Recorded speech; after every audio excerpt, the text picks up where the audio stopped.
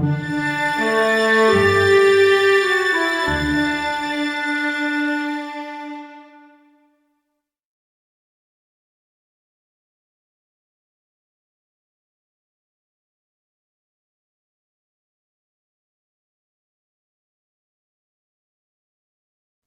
evening. My name is Rob Lydon. I'm Director Emeritus at the Center. I'm pleased to welcome you to the first Chatham Marconi Speaker Series presentation of 2025. We are very fortunate to have Dr. Carl Herzog, PhD, with us tonight. Carl's presentation will be Over the Horizon, the Extraordinary Voyages and Career of the USS Constitution. From her launch in 1797 to her ongoing service as the Navy's oldest commissioned warship, USS Constitution has not only survived the long centuries, but continually contributed to the nation in ways far beyond its original mission. Though renowned for its victories over the Royal Navy in the War of 1812, Constitution's voyages and missions spanned the globe throughout the 19th century, representing diverse U.S. interests in the farthest ports before radio communication even existed. Coral will share some of the stories behind some of the ship's most dramatic adventures and the captivating crews who led to her success. Since 2017, Dr. Herzog has been the public historian for the USS Constitution Museum, where he conducts original research on the history of the ship, designs public programming, and teaches maritime history to the active duty U.S. Navy crew of USS Constitution.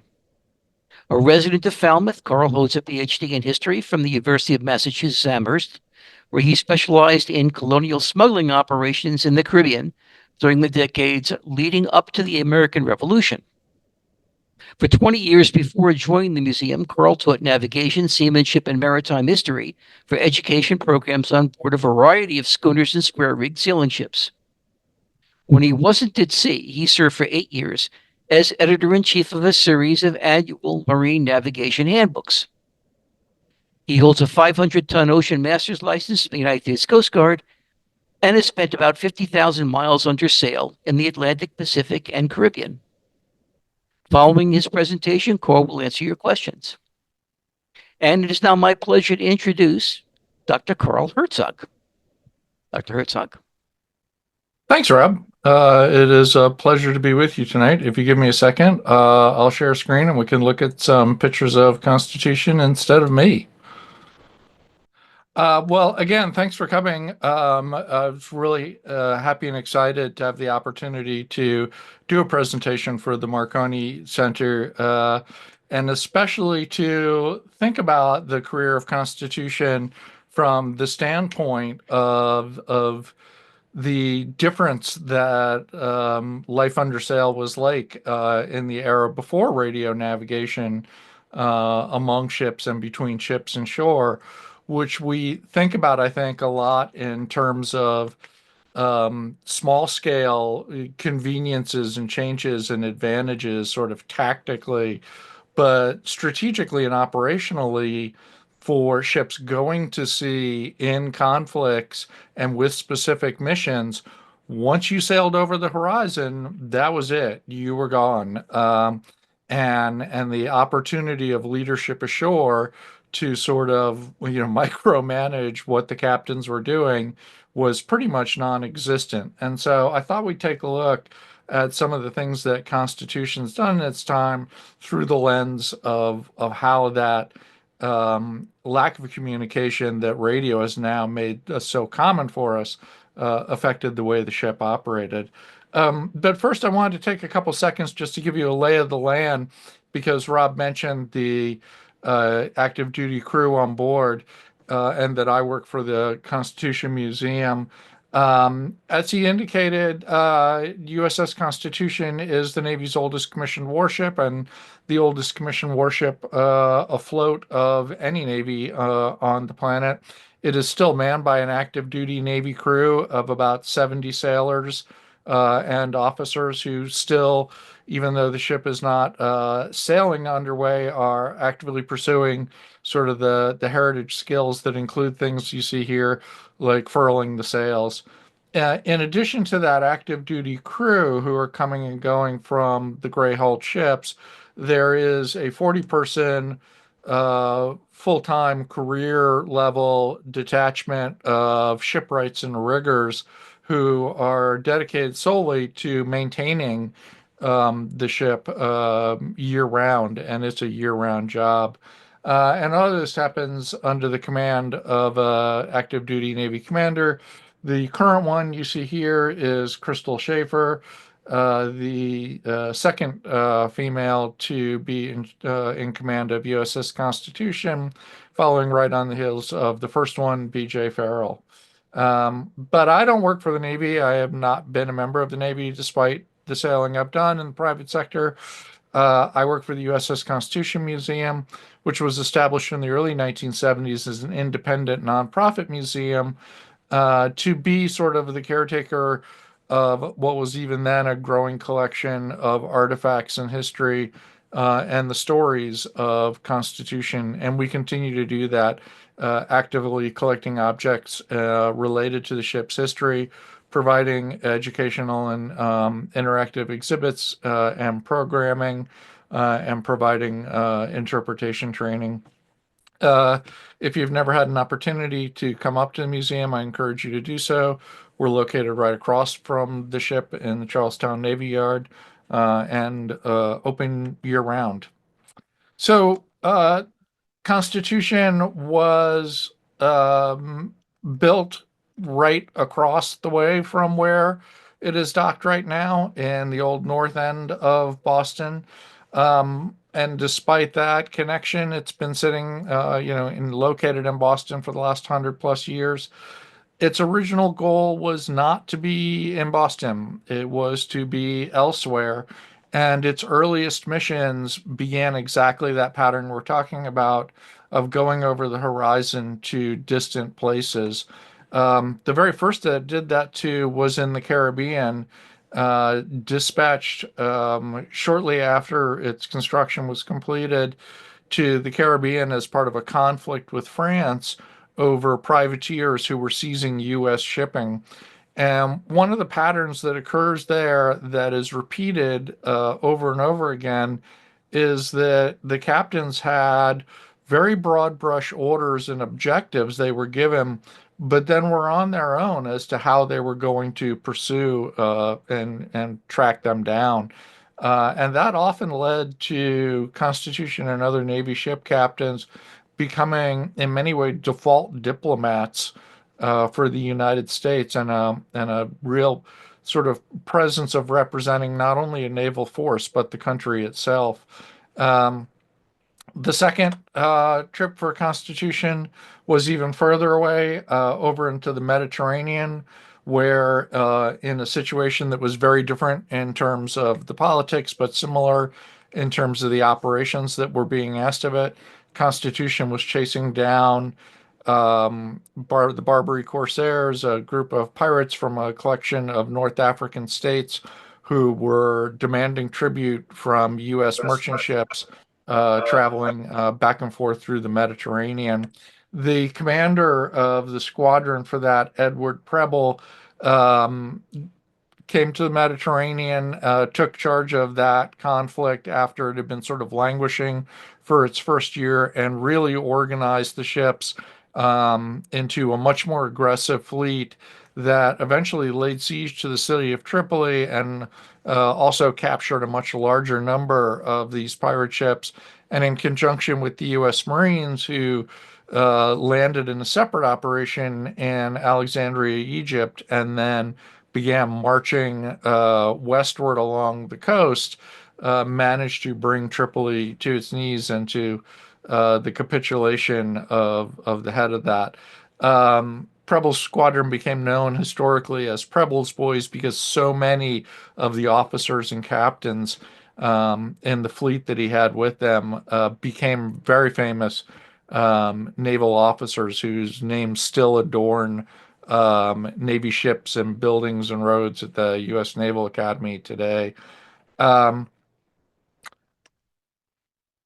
the next big conflict that Constitution gets embroiled in that sort of demonstrates this lack of centralized command ashore is the beginning of the War of 1812, when Great Britain rears its head as a renewed conflict 20 years after the American Revolution. And at the time that the War of 1812 breaks out, USS Constitution is located at Washington Navy Yard up in Chesapeake Bay. And its first assignment is to depart the Chesapeake and head to rendezvous off of the coast of New Jersey with the rest of an American squadron, and Constitution would be under the command of Isaac Hull, seen here in the great Gilbert Stuart painting. But Constitution had an issue when they got off the coast because they saw a sail on the horizon, and first Hull thought that was who they were going to meet. Were these the American ships? And as he got closer, he realized there were five of them, and they were in fact the British squadron. And so, completely outgunned and overwhelmed by force, he chooses to flee. But literally, as they're starting to try and escape, the wind completely dies. And for the next 2 days, Constitution is setting every sail and using every trick in the book to try and escape this overwhelming British squadron, rowing, setting sails, wetting sails down, anything that they could do. They're eventually kedging, which was having longboats take anchors out ahead of the ship, drop the anchor, and then reel it back in with the capstan so that you were literally clawing your way across the sandy bottom of the New Jersey shoreline in this desperate effort to get away. And on the day, there was a squall that showed up on the horizon, and if you look at the vast number of sails set on the ship, to face a sudden sharp storm with that much sail set could take down the entire mast and rigging. And so Hull mockingly sends the crew aloft to reduce sail. And seeing that the Americans are doing that, the British follow suit. But it was a ruse. And as soon as he sees that the British have taken in all of their sails in preparation for this squall, he resets everything just as the squall hits. It's a crazy daring maneuver because it could have destroyed the entire ship and ship's rigging, but it paid off. He managed to zoom ahead out of sight of them, and by the next morning had completely lost the British squadron. And so now, knowing that, though, he decides that this squadron must be patrolling off of the coast of New York. So he bypasses where he was supposed to go to meet up with the rest of the American squadron and instead sails straight for Boston. By which point the Americans are nowhere to be found, the rest of that squadron having split up and departed. So even in this tiny little space of the Chesapeake to Cape Cod, we can see how that lack of communication creates not only confusions over who was who and how you were going to react, but who you could call on for help and who you were trying to reach and meet up with and where and what you decided to do in response to that, because you had that lack of information that more quicker communication would have eventually provided. After refitting in Boston, Hull sets out again. Again, his only real order is go find the British ships. And he does so off of the coast of Nova Scotia, where he encounters the British frigate HMS Guerriere. And Guerriere, immediately, as we can see in this first picture, Guerriere, the ship in the distance, is hove to. It's waiting for Constitution to come to it. And Constitution under Isaac Hull has decided to do just that. The crew is, in this picture, trimming sails, reducing sails to keep the vessel under control with the minimum number of hands while they go into battle. And battle they did. Constitution turned out to be not only had more guns than Guerriere, but larger guns, and proved to be just an overwhelming match for this British frigate, and destroyed it to the point of dismasting it and reducing the hull to such condition that it couldn't even be towed back as a prize, which was a common pattern at the time. This victory shocks both sides of the Atlantic. The British are stunned at the sheer size, physical size of this American frigate, and the British public is shocked that its indomitable Royal Navy could be defeated by the upstart Americans. And in America, United States citizens are just astonished as well that their brand new navy had turned around and defeated a British, royal ship. To be clear, neither this nor the other victories the Constitution engages in 1812 really turn the tide of victory there, but they have an amazingly significant role in affecting morale ashore and inspiring in American citizens a sense of pride in this Navy and by extension in the country itself.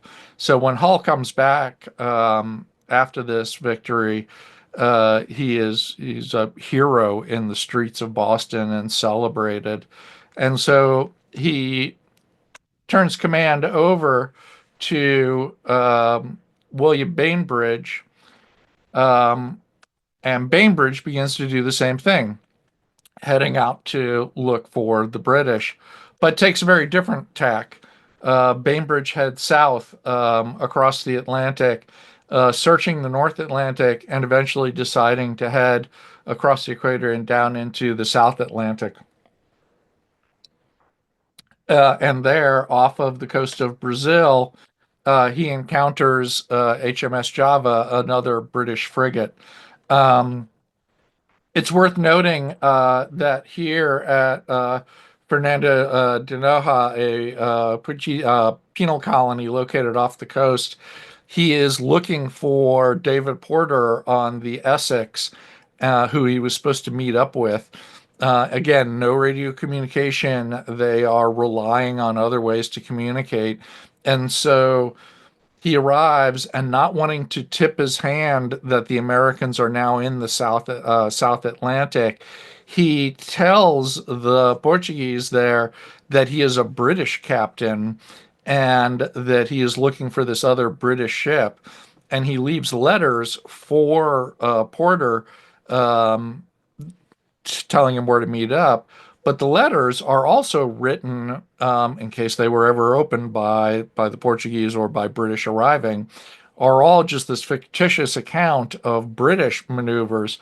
But if you turn the letter over to its blank side in invisible ink, if you remember doing that, sympathetic ink of lemon juice and heat, Bainbridge had written his actual directions. If Porter should arrive at the island, here's where they were to meet up later on. And he leaves all this as a ruse with this island.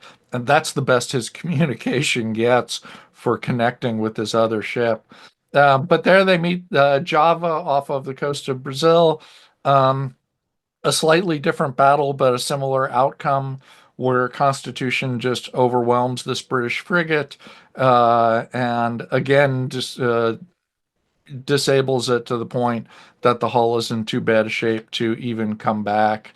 But he returns again, and reinforces the idea that not only is this ship victorious, but the U.S. has a chance. Constitution's third battle of 1812, that really sort of seals the deal and is, what make the ship so famous.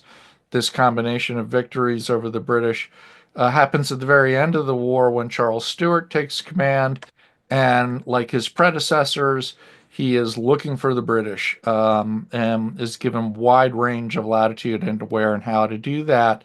And so he heads out into the open Atlantic, not finding anybody, circles around into the Caribbean, and discovers that his mainmast is sprung. It's splitting down the center and is at risk of collapse. And so, facing that damage, he heads back to Boston, where he encounters a British squadron off of Marblehead that chases him into Boston and then manages to blockade him in Boston for a following year. So Stuart and Constitution don't get out of Boston for almost a year. And when he does, he heads across the Atlantic to the Madeiras, where he encounters two smaller vessels, HMS Cyan and HMS Levant, and in a masterstroke of seamanship, manages to defeat both of them at once, um, capturing both of them. One of them was recaptured by the British shortly thereafter, but the other was returned to the U.S. and became part of the Navy. When I said the first day battles didn't matter to the war effort strategically, this mattered even less. Because in a telling note about the nature of communication at the time, when this battle happens, the war was technically already over. The peace treaty had been signed, but these guys out on the other side of the Atlantic had certainly not gotten the word yet. And so the war was literally over by the time this victory occurs for Constitution. But it doesn't end Constitution's sort of travels and adventures around the world. In fact, it's really only the beginning of them. Um, Following the War of 1812, Constitution returns to the Mediterranean and spends an extensive amount of time as head of the Mediterranean Squadron. The squadron duty was designed to protect shipping and also serve, as I said, a sort of quasi US presence, national presence, sovereignty in the region. And these squadron duties took Constitution over the next 40 years, not only to the Mediterranean, but to other places around the world instead as well. But it had numerous trips back to the Med. And the pattern that you see on this map doesn't represent an individual voyage so much as it represents the types of places that Constitution was regularly stopping. Entering the Mediterranean from Gibraltar, they made regular stops on the Isles of Majorca and Minorca before heading up to northern Italy, where they were frequently in and out of Livorno or Leghorn, as they called it, down the coast of Italy to a couple other ports, and then frequently based out of Sicily and Palermo, Tunisia, one of the former Barbary states that they were now in peaceful terms with, and to Malta, where they were a regular presence as well. The eastern half of this, extending to Greece, Turkey, Istanbul, was less frequently traveled and, in fact, is dominated by the exploits of one commander who used the squadron for his own pleasure and benefit. Jesse Duncan Elliott was notorious as the commander of the Mediterranean Squadron because he took command of the ship, and his 2 year command, was dominated by him leaving the ship for extended periods of time to go on sightseeing and shopping sprees for antiquities in all of these ancient ports in Egypt and Lebanon and Greece and Turkey, Constantinople, now Istanbul. Uh, and he brought back an insane amount of both antiquities and even livestock. He set up stalls on the gun deck for all of the illicit livestock he was bringing back and loaded up the hull and made the crew do all the loading, mind you, of everything from Roman sarcophagi to Greek columns and gold coins and everything. When he finally returned to the States in 1838, his officers complained so bitterly that Elliot was court-martialed and found guilty of misconduct in 1840, but thanks to his personal political connections, was able to stay in the Navy. Um, Malta, in particular, that tiny island in the center of this chokehold point in the middle of the Med, became such a uh, stalwart, the local stopping point off that Maltese citizens frequently became members of Constitution's crew, enlisted for short periods of time in the U.S. Navy on board Constitution.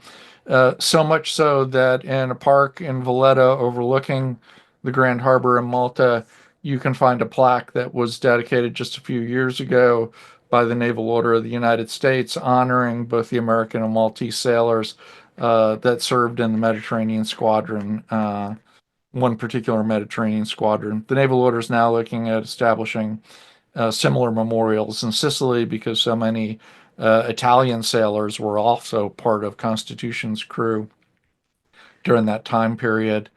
Um, After the Mediterranean, Constitution is off to the Pacific, based out of the Pacific coast of South America. Constitution says first to the Caribbean, and with stops in Panama and Cuba, then goes to Rio in Brazil, circles Cape Horn, and spends 2 years supporting U.S. interests in Chile and Peru. What U.S. interests? These ports are jumping off places for both the American whaling fleet at the time that is all over the Pacific, and also for China trade, U.S. merchant ships that were going from the eastern United States to Asia and to China. Again, always in the days before the Panama Canal, going around Cape Horn to do that. Uh, Here too, they're negotiating and resolving conflict. They are the presence and representation of the U.S., and they're doing so by themselves. The captain is often a diplomat on level with an ambassador, which sometimes works out and sometimes doesn't, depending on who that person is. Um, as we'll see. Another spot where the ship spends a great deal of time later on in 1855 is in the West Africa Squadron, patrolling the coast of West Africa to stop the illegal slave trade. This is before the American Civil War, and although slave ownership was still legal in the United States, the international trade of slaves had long been outlawed by international treaty, and the U.S., as part of that treaty, had responsibilities along with other navies to stop slavers from bringing enslaved people out of West Africa, where they would frequently be brought back to the Caribbean and sold out from Cuba, and then in many cases transported from Cuba up into the Gulf Coast of the U.S. and illegally brought back into the U.S. The last ship the Constitution would capture in her active duty career was, in fact, an American schooner depicted here that didn't have any enslaved people on board at the time, but after pulling it over, stopping it for inspection, and discovering all this evidence on board that the ship was ready to take on a cargo of enslaved people, Constitution seized the ship and its crew to stop that from happening. But in between these two time periods, Constitution goes on another voyage literally around the world. And I mentioned the idea that captains can make or break it. And in the idea of the global cruise, John Percival from Barnstable here on Cape Cod, turned Mad Jack, he was known as, turns out to be not the greatest diplomat that you wanted to have in charge of this. Um, but he does make this voyage happen. Percival's in his 60s when he gets command of Constitution, and he gets that command because the Navy was debating over whether it was worth rehabilitating and restoring this antiquated ship, and it was looking like it was going to be too expensive to do that. Percival steps forward and said he could do it for a fraction of the cost, and he met that price point. And so they gave him the command for this unique journey that was part diplomacy, part trade agreements, partly a search for coaling stations for the nascent steam navy that was beginning to develop at the time, and largely occurs either, in tropical zones or in the southern hemisphere, beginning first with a trip across the Atlantic. And you probably can't read all these port stops. I apologize. I didn't think about this on screen. Um, to Brazil, but then is across the Atlantic to the Indian Ocean, Africa, Madagascar, across to Sumatra, Vietnam, China, back to what was then the independent nation of Hawaii before returning back to the U.S. and Mexico before the just before the Mexican-American War breaks out, and then desperately in need of being refit after this long voyage, gets out of having to participate in the Mexican conflict and returns back to the States, making about 25 different foreign port visits over this time period and actually circling the globe.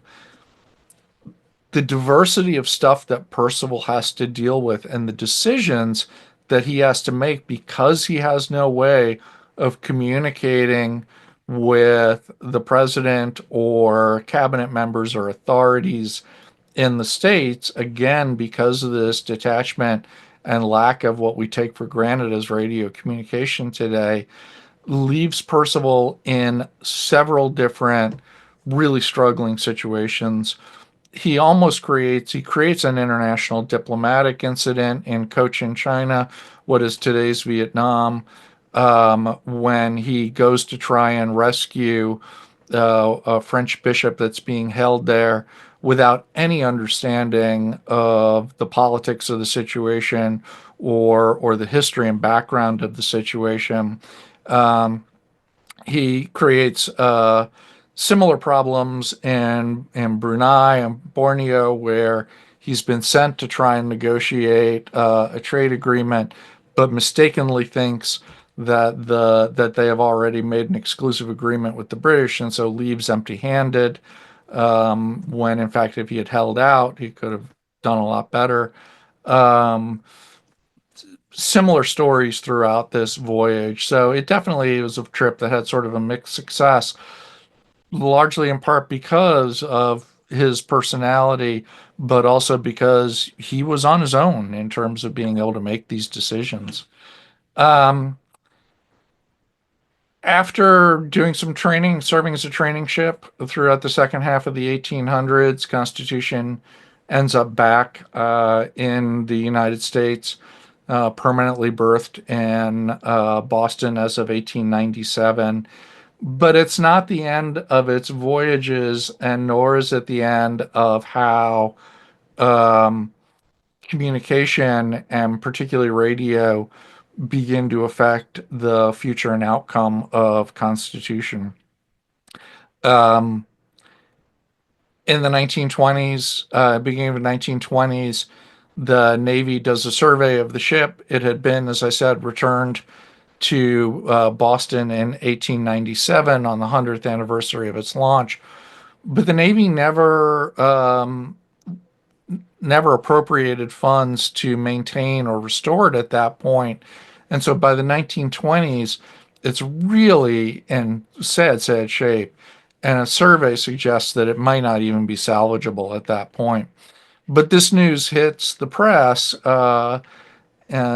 the early 20s in 1924 and spurs the Navy on toward toward taking action. And the new Navy Secretary at the time, Curtis Wilbur, realizing it's an uphill road to get funding from Congress, but also genuinely wanting all of America to be part of this historic restoration and to be part of understanding that history, decides that he's going to fund this restoration through a campaign of collecting pennies from school children around the country, and does so. Newspaper accounts transmitted by wire and by syndicated columnists begin appearing all across in places that, hundreds of thousands of miles from the ocean, not only describing the fate of the ship, but also that there was an opportunity to save it.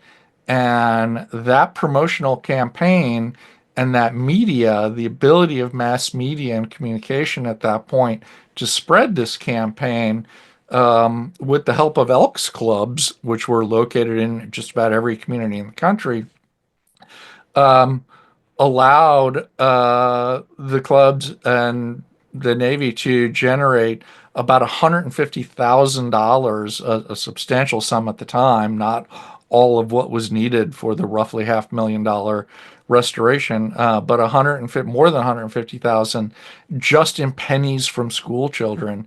And then they began selling prints, artwork, like you saw in my opening slide of Constitution, to be sold at movie theaters, where a new silent film about old Ironsides was debuting.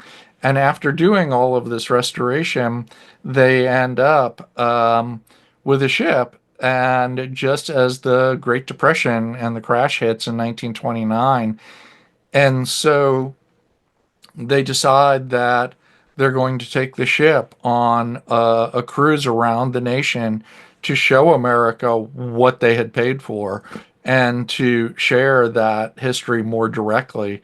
And so, for a 3 year period, from 31 to 34, here to the height of the Depression, Constitution goes from Boston all the way up to Portland, Maine, and begins stops from Portland, Maine, all the way down through the Gulf Coast, back down to Panama, through the Panama Canal, up the Pacific coast to California, and all the way to Seattle, and then turns around and comes back.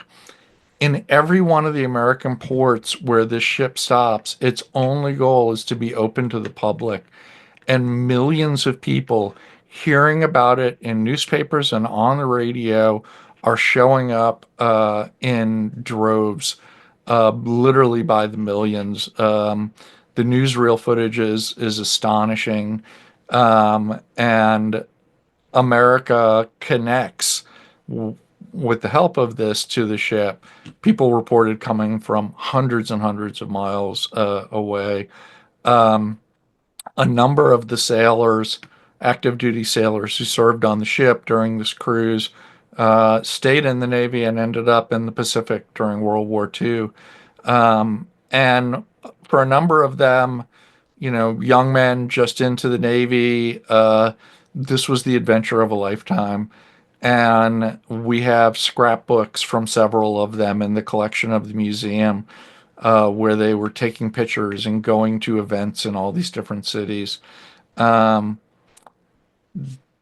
their memories we also have archived, and the memories of other people who were participating in this. As I said, the museum opened in 1974, and in the 70s, 80s, and into the 90s, one of the things the museum did was collecting the firsthand oral history accounts, and written accounts of the people who, grown kids who had given pennies for this campaign, and what it meant to them and how it connected them to the ship and the Navy and the country. Julia Kochevar, who won the National Essay Contest, a young Slavic immigrant living in Fort Collins, Colorado, who had never seen the ocean, wrote an essay about the importance of the ship that allowed her to go to the National Elks Convention and read her essay, as a 13-year-old girl. All of these stories are part of what we're still sharing and maintaining from that connection that was very much reliant on the capabilities of radio communication that developed across the country in the very beginning of the 1900s. The Constitution story is not done in 1997, 200 years after it sailed. There was another pennies campaign. The Navy had spent 5 years spending our own money, taxpayer money, to restore Constitution, and in the process managed to restore the hull to good enough condition that it was able to sail again. And in order to get a new suit of sails so it could do that, Commander Michael Beck turned again to a pennies campaign, and with help of our museum, raise pennies from school children all over, and paid for those sails, which are still on the ship today. Um, could this have been paid for elsewise? Yeah, but that connection and that spreading, that sort of crowdfunding, as we call it, and think about it today, connected people to the ship and its mission in a way that could not otherwise be duplicated. The ship was most recently out of the water again from 2015 to 2017, where the bottom was completely resheathed in copper. And people participated in that too, etching their names onto sheets of copper before it all got put onto the ship. The ship was refloated at midnight because that's when the high tide was in 2017. And it is continuing to tell its stories as new people are coming on board and new sailors are joining it every year. So, yeah, that's USS Constitution, where it's at, and just a few of the places it's been to. Um, Let me close out this screen and come back to you and see whether anyone has any questions or if there's anything that um, you'd like to talk about. And if folks have questions, there's a Q&A panel they can open up and write their questions there, and we'll consolidate like questions and answer, relay them over to Carl for his answers. Well, Rob, while we're waiting for that, I wanted to thank you again and thank the Marconi Center again. The opportunity to do something like this for you guys was such a phenomenal kind of like, great focus mission, and especially a place right here on the Cape. I'm so happy I could come join you and do this. Thanks for having Okay, me. so we do have two questions. One is what types of radios are currently installed in the Constitution, and how did the old Ironsides name get created? So I apologize. I think I had a false smoke alarm going off in my house there. Um, So there are no radios on board Constitution right now. There's has been nothing added to Constitution technologically, with the exception of fluorescent lighting down below deck, Mhm. and electric bilge pumps to keep the ship dry. Other than that, there's no auxiliary power. There's no radios. When the ship gets underway, it is usually in the company of a towboat, and their handheld radios connecting the commander on board the ship and the tugboat for directions. But other than that, nope, that's it. The old Ironsides nickname comes from that first battle with HMS Guerriere. As I had suggested, Guerriere was sort of like eager to have the fight and waited for Constitution to come to them, but didn't really wait. The British began firing at a distance while Isaac Hull held fire and waited to close range. And so those early shots were bouncing off of the hull of Constitution while Constitution sailors stood waiting to get closer. And as they saw these British shots bouncing off the hull, the crew cried out, "Huzzah! Her sides are made of iron." And that nickname stuck.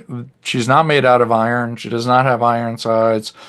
She has about a foot and a half to some places 2 foot thick of oak, wooden oak, 3 pound, 3 layers of oak, but that's it. Tom Scott observes that there's low headroom between decks.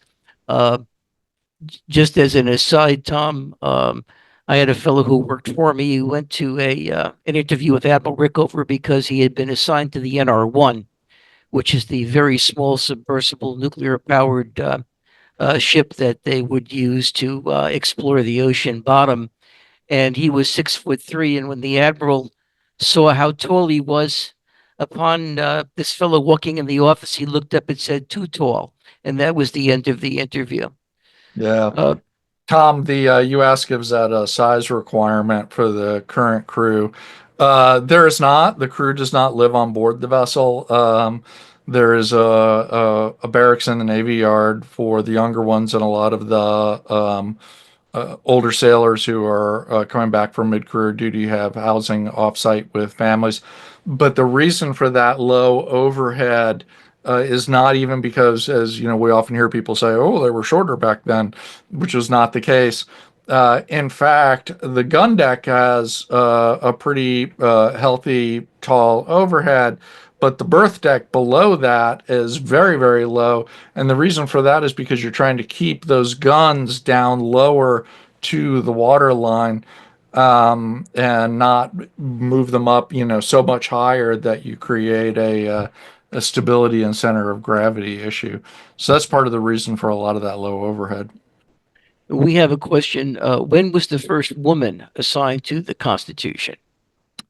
That would be Rosemary Lanham, now Rosemary Wilimowski. She was a yeoman serving in the 1980s, and I'm going to botch this up, but I think Rosemary came on board, I want to say in 85. Yeah, 1985, I think.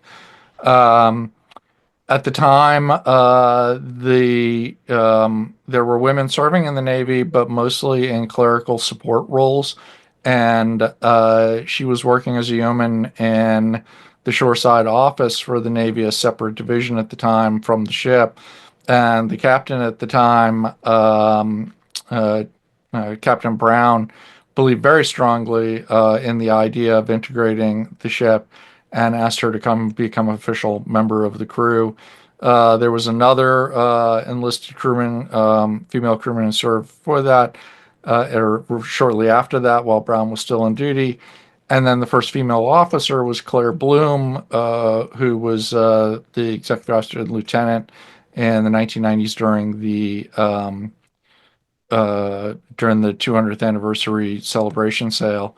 But it took that 220 plus years before the first female captain, Billie June Farrell, took over in 2022. Something that I didn't realize. Sailmakers, as a profession, are alive and well. Interesting thing about it is that they don't just make sails for sailing yachts and such, but if you go to Electric Boat and find out who makes their radiological containments, the glove bags that allow you to do work on radioactive systems, those people are sailmakers. So it's still a very much a respected and some a fairly lucrative skill to learn. Uh, Well, I can tell you, yeah, sailmaking, Constitution may be unique in the sheer size of its sails, but not in the nature of them. And mhm. because there are so many educational sailing, tall ship sailing ships, schooners, square rigs, akin to Constitution, still underway these days, there is still business making those kinds of sails. Yeah. We have a question about the ship in the Mediterranean. The question is, was it involved in products or just politics? So they're sort of two in the same. A lot of the politics is about is about trade, is about products, moving back and forth. The reason for the U.S.'s intense involvement was because there was so much trade, in particular foodstuffs, coming in and out of the Mediterranean. A lot of fish coming out of New England. Dried fish was going over. A lot of rice and a lot of other products were prices coming back. And so ensuring the ability of those vessels to safely pass through Mediterranean waters was key to Constitution's presence and the rest of the ships in the Mediterranean squadron. There the Med is a small and busy place, Mhm. and dominated by so many nationalities bumping up against each other on its shorelines that it is one of the most, historically and from a maritime standpoint, most dramatic places on the planet because of all of the conflicts that are constantly going on there as a result. And so ensuring that there was a political peace in a myriad different places that allowed that trade to continue unhindered was central to that sort of duty. So yeah, the politics was about the products. Mhm. Were there any other, or are there any other similar sailing ships in the Navy that are today maintained as is the Constitution? No, not at all. Not in the U.S. Navy. The British Royal Navy maintains HMS Victory, a much larger ship of the line, famous for being the flagship of Admiral Horatio Nelson, the Battle of Trafalgar.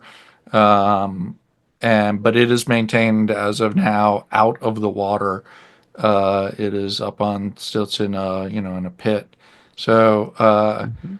Constitution is, yeah, the oldest, the only sailing ship in the Navy. But other similar vessels are maintained historically right here in Massachusetts. The schooner Ernestina Morrissey, which started life as a cod fishing schooner built up on Cape Ann and sailed for years, then became a transatlantic ship bringing Cape Verdean immigrants back to Massachusetts for decades. Now still serves, still maintained and serves as a training ship, operated through Massachusetts Maritime Academy, right around the corner from us up on the Cape Cod Canal. Although Ernestina spends most of the year, and certainly this time of year, in the more sheltered waters of its longtime port in New Bedford. Mhm. Oh, let me see. We may have one more here. Yes, the Coast Guard does have a sailing trainer. That is correct, Mark. Mark Oh Petruzzi yeah, observes that. sorry, I should have thought about that. Yes, the Navy doesn't. The Coast Guard does have. The Coast Guard certainly has Eagle. Eagle's one of several German-built sail training ships built in the 1930s prior to World War II that were seized as war reparations by the Allied victors, and the United States converted its into Eagle. Yeah. This is interesting. We have a comment from I'm not sure if it's Jack or Nancy. Used to call on a research center at Crane, Iowa. There's a large Navy base there. They have an area called Constitution Grove, where they grow very straight live oaks said to be used to maintain the Constitution. Where do they get the materials for restoration? Yeah, they don't grow straight live oaks. Live oaks are as crooked as they come, and the Mm, live oaks don't grow up in Iowa. But you are correct about Constitution Grove. There is, in fact, part of a forest set aside for white oak that is used in the hull and planking. And for a long time, live oak, which is a heavier, denser um, oak that only grows in southern coastal states, um, became an integral part of the framing of the ship. mm, And at the time Constitution was built, the only place in the U.S. Where live oak grew that was part of the United States was the coast of Georgia. And so live oak came from St. Simon's Island. And the thing about live oak trees is that they grow, if you've ever seen them down there, in these like long, crazy, angled branches. And because of the shape of the branches, they can be turned into those frames and struts and use their natural growth for that strength.